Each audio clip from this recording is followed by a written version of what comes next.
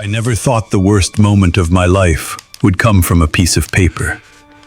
Not a medical report, not a court notice, but something my own son wrote with a steady hand. People think betrayal is loud. They're wrong. Sometimes it's quiet enough to smile while it's happening. That day hadn't happened yet, but if I'm honest, the road to it started decades earlier, in all the quiet moments no one ever notices. I'm the kind of father who never kept score. I worked with my hands most of my life. Long hours, early mornings. The kind of work where your back starts aching before your alarm clock goes off. I didn't complain. I didn't think it made me noble. It was just what you did when you brought a child into the world and promised, without saying it out loud, that they'd have more choices than you did. When my son was born, I remember holding him and thinking, if he never has to live like this, I'll consider my life a success. That was my whole plan. Nothing fancy. I skipped vacations so he could go to better schools. I drove old trucks so he could have new books. I said, I'm fine, more times than I can count, because being fine was cheaper than being honest. And I never once told him he owed me anything. That mattered to me. Where I come from, real parents don't remind their kids of sacrifices. You make them, you swallow them, and you move on. Love isn't a bill you send later. As he grew older, people started telling me I should be proud. You must have done something right, they'd say. I smiled, nodded, changed the subject. By the time he became successful, really successful, I had already trained myself to stand a step back. He wore tailored suits. I wore whatever was clean. He talked about networking dinners. I talked about weather and traffic. I figured this was the natural order of things. Children move forward, parents fade into the background. That's how it's supposed to be. If I'm being honest, there were moments I felt myself shrinking around him. Little things. The way he corrected my words in public. The way introductions got shorter. The way I was suddenly dad when we were alone, but my father when other people were around. Said quickly, like a disclaimer. Still, I didn't question it. I told myself I was imagining things. I told myself this wasn't a revenge story. Just life doing what life always does. Moving on without asking permission. I believed that because believing it hurt less. I had no idea that to him, everything I had done, every late night, every dollar, every quiet choice, was already being rewritten in his head. Not as sacrifice, not as love, but as something cheaper, something expected, something he could erase with a sentence. And when the day finally came, when he stood in front of me, calm and composed, and handed me that envelope, I realized something far worse than betrayal was waiting inside. Not hatred, indifference. That was chapter 1 of my story. I just didn't know yet how loudly the rest of it was about to be told. There's a strange thing that happens when your child starts doing better than you ever did. You don't feel smaller, at least you don't at first. You feel relieved. That's how it was with my son. By the time he hit his 30s, he had everything I never chased. A clean job title people respected. A schedule that didn't wreck his body. Conversations about markets and strategies instead of overtime and repairs. When he talked, people listened. When I talked, people nodded politely and waited for him to continue. And I was fine with that. Honestly, I was. I'd sit across from him at restaurants I never would have chosen myself, watching him order confidently, knowing what he wanted, knowing what things cost and not flinching. Sometimes I'd catch my reflection in the window, older, rougher around the edges, and I'd think, this is exactly how it was supposed to turn out. I didn't raise him to become me. I raised him to become more. I never said that out loud, though. Pride, to me, was something you carried quietly. You didn't hand it to your kid like a trophy. You just showed up when it mattered and stayed out of the way when it didn't. When people complimented him, I didn't interrupt to explain how many nights I worked late or how many meals I skipped. I didn't remind anyone who paid for what. I'd just smile and say, "Yeah, he worked hard." That was my role. Support beam, not centerpiece. There were moments, small ones, when I sensed a shift. When introductions got shorter. When my story seemed to trail off into silence. When he checked his phone while I was mid-sentence. Not rudely, just unconsciously. I told myself it was nothing. That this was what success looked like from the outside. Still, sometimes I wondered, just for a second, if I was becoming a detail in his life instead of a foundation. And if you're listening to this and thinking, "Yeah, I felt that too," you're not alone. A lot of parents do. We just don't talk about it much. The thing is, I never needed him to say thank you. I didn't need acknowledgement or praise. But I did believe, deep down, that there was an unspoken understanding between us. That whatever happened, whatever distance grew, some lines were permanent. That respect was one of them. Looking back now, I realize how quiet that belief was, how fragile. At the time, though, all I saw was a son moving forward and a father stepping back, convinced that love didn't need to announce itself to survive. I had no idea that somewhere along the way, he had started rewriting our story in his own head. Not as a partnership, not as a shared journey, but as something transactional, something finished. And the worst part? I didn't notice when pride slowly turned into assumption, on his side, not mine. I didn't hear the moment gratitude faded into expectation. I didn't see that the line between my father and a man who did his job was already being drawn. By the time I did, it was too late. Because the kind of pride you never say out loud is also the kind that can be quietly erased. Distance doesn't arrive all at once. It doesn't slam doors or raise its voice. It slips in quietly, like dust, settling where no one thinks to look. At first, I couldn't even tell you when it started. There was no argument, no falling out, just small changes that didn't seem important enough to name. Introductions were the first thing I noticed. It used to be, "This is my dad," said plainly, naturally. Then it became, "This is my father." Still polite, still correct, but something about it felt rehearsed. Later it turned into a gesture, a nod, a quick acknowledgement before the conversation moved on without me. I told myself I was being sensitive, that this was how grown men spoke when they were busy, when they were important. I didn't want to be the kind of father who complained about not being included. At gatherings, I started choosing seats near the edge of the room, not because anyone asked me to, but because it felt easier. I could observe without interrupting, listen without slowing things down. When conversations shifted to investments or travel or people I'd never met, I'd smile and take a sip of my drink, waiting for a pause that rarely came. Sometimes, when I spoke, he'd listen, but with half his attention. A glance at his phone. A polite nod before answering someone else.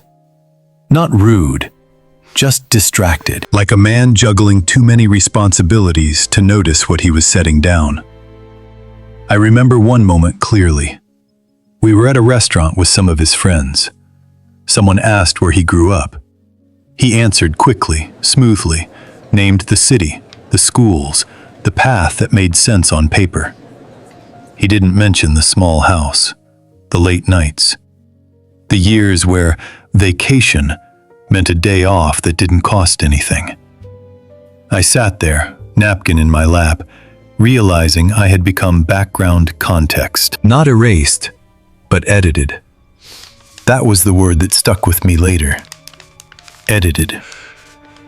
I didn't confront him. I didn't joke about it. I didn't ask if something was wrong. Because part of me believed this was normal. This was the trade-off. You give your kids roots, and they grow wings. Wings don't look back very often. And if you're listening to this and thinking, that sounds familiar, you're not imagining it. A lot of parents feel this shift. The moment you realize you're stepping back, and no one asked you to. I told myself it didn't hurt, that pride outweighed discomfort. But pride is quiet, and discomfort has a way of lingering. I started paying attention to what wasn't said. The invitations that came late, or not at all. The conversations that happened around me instead of with me. The way my presence felt tolerated, not needed. Still, I kept showing up. Still, I kept supporting him. Because love, to me, wasn't conditional on being acknowledged. You don't stop being a father just because the room gets quieter around you.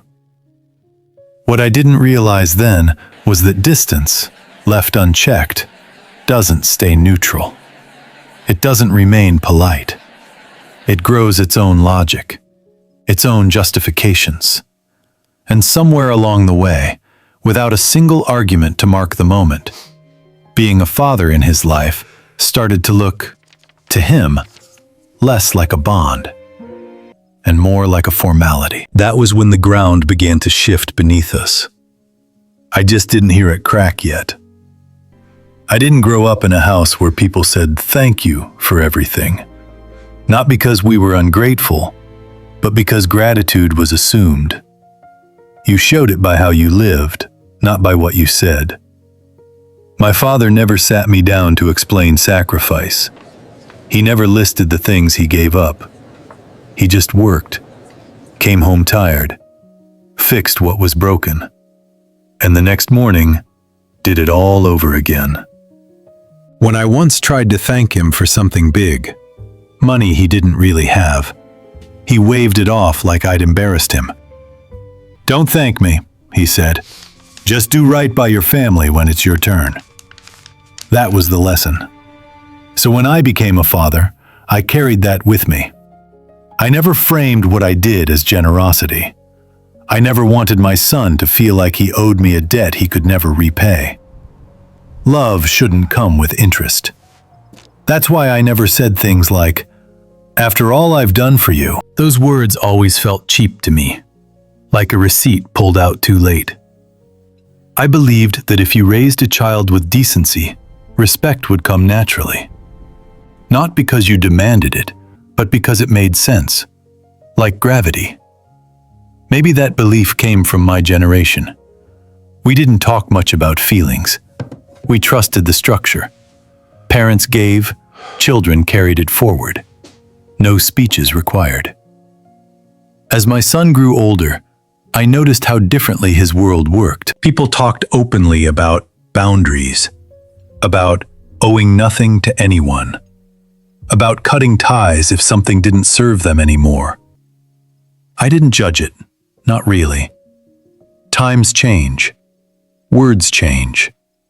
But sometimes, listening from the outside, I felt like the language itself had shifted under my feet. Gratitude wasn't gratitude anymore. It was optional, negotiable. Still, I didn't adjust my expectations because I didn't think I had it. I told myself I wasn't entitled to anything. Not thanks, not loyalty, not even closeness. My job was done.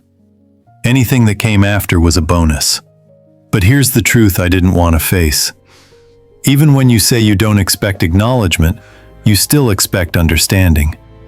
You expect your child to know the difference between love and obligation, between sacrifice and duty, between a parent who showed up and one who merely met the minimum.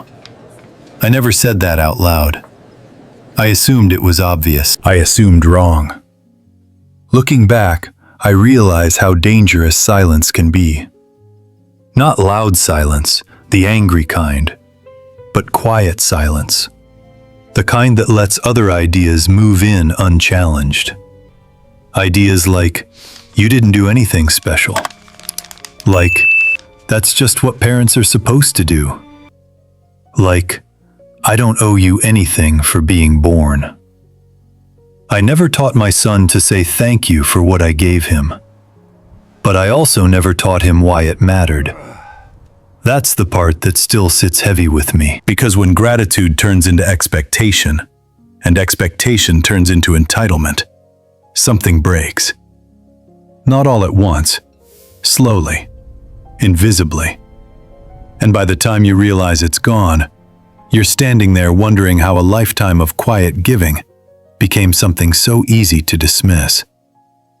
That was the moment, long before the envelope, that I should have paid closer attention. I just didn't know what I was listening for yet. From the outside, it was exactly the kind of day parents are supposed to be proud of.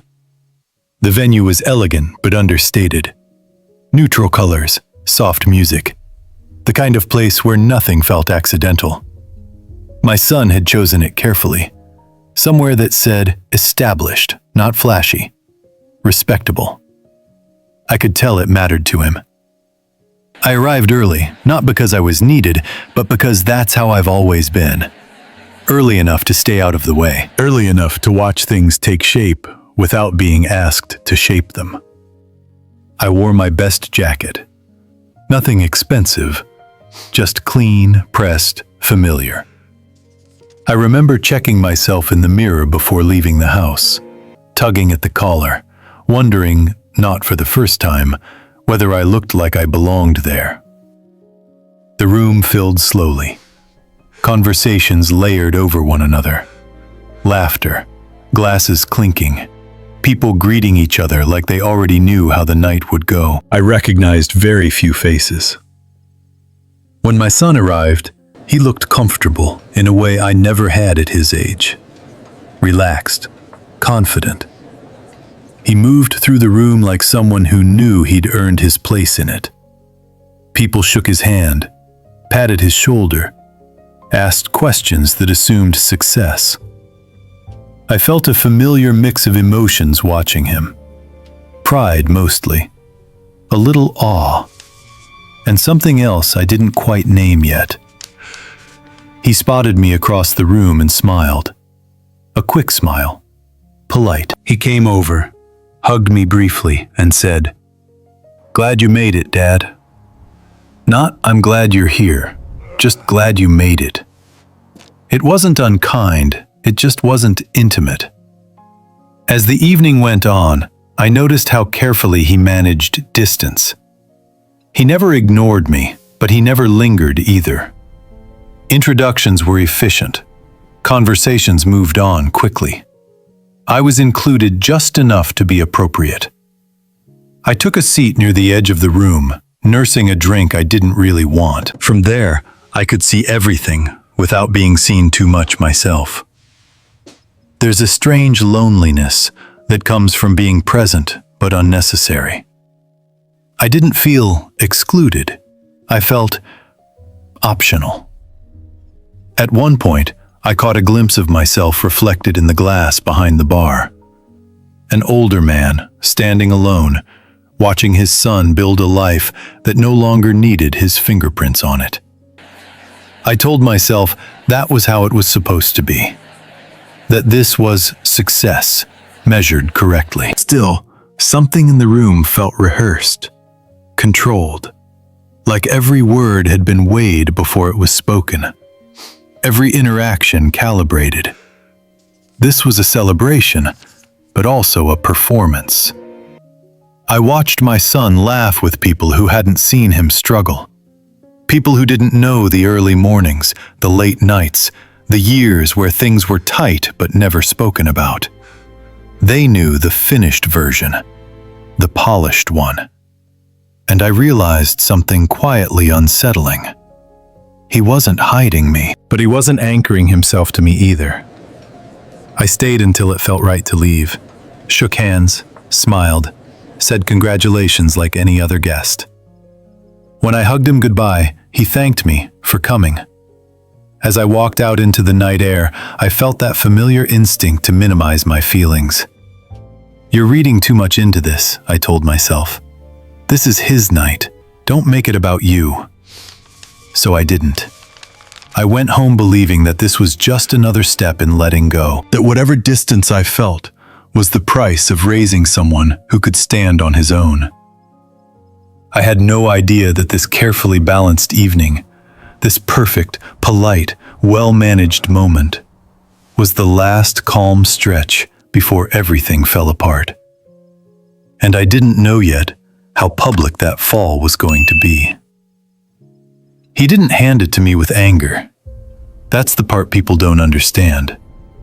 There was no shaking hand, no clenched jaw, no dramatic pause. My son waited until the room had settled, until conversations softened and glasses were refilled.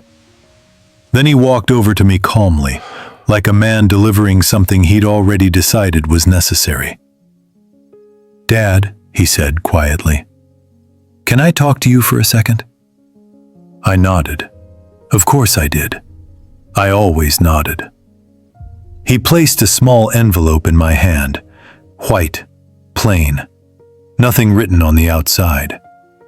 For a brief moment, I assumed it was a thank you note, or paperwork, or something related to the event that required my signature. I didn't open it right away. I looked at him first. He wouldn't meet my eyes. His gaze drifted somewhere over my shoulder, toward the room, the guests, the life he was standing in the middle of. That should have been my first warning. "Read it," he said. Not unkindly, not harshly, just final. I unfolded the paper once, then again. 3 lines, that was all. "Dad, I'm not your son. Please respect this decision." The words didn't rush me. They didn't explode. They landed slowly, one after another, like weight settling where it didn't belong. For a second, I honestly thought I'd misunderstood. That maybe I was missing context, that there was another page, a joke I wasn't in on, some explanation that would make the sentence less impossible than it was. I looked up. He was still calm, still composed. The same face I'd watched grow up. The same voice that used to ask me questions at the dinner table. Only now, it felt like I was looking at a stranger who happened to know my name. "What do you mean?" I asked. He exhaled, not in frustration, but in preparation. "I mean," he said evenly, "I don't want to be connected this way anymore. I need a clean line for my future." People were close enough to hear pieces of it now. Not the words exactly, but the tension. Heads turned, conversations paused. I became very aware of where we were.